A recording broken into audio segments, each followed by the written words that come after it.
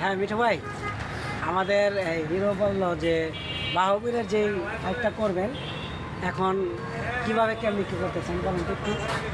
আমি এই ছবির ফাইটে আমাদের হিরো মাস্টার ব্ল্যাক বেল্ট চমৎকার। এটার নিঃসন্দেহে আমি মনে করি বাংলার তনিজা।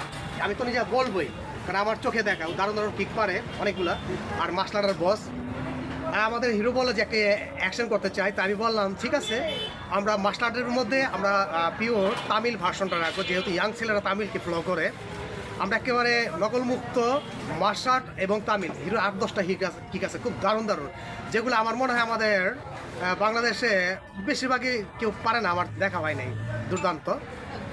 আপনার সমন্বয় এই কাজটা করতেছে হিরোকে নিয়ে। হিরো একটা সাজেশন দিয়ে দিচ্ছে আমাদেরকে যে আমি এই করতে চাই, আমার ছবিতে আমরা এই দর্শকদের দেখা চাই। হিরো যা কিছু করতে সব দর্শকদের জন্য। বন্ধুরা, আপনাদের জন্যই করা। আপনারা দোয়া করবেন আমরা যেন হিরো যেভাবে চাচ্ছে ঠিক আপনাদের মনের খোরাকটুকু যেন আমরা দিতে পারি। হ্যাঁ হিরো, এই আপনার কিছু মিঠু ভাইকে নিয়ে কিছু একটা বলেন।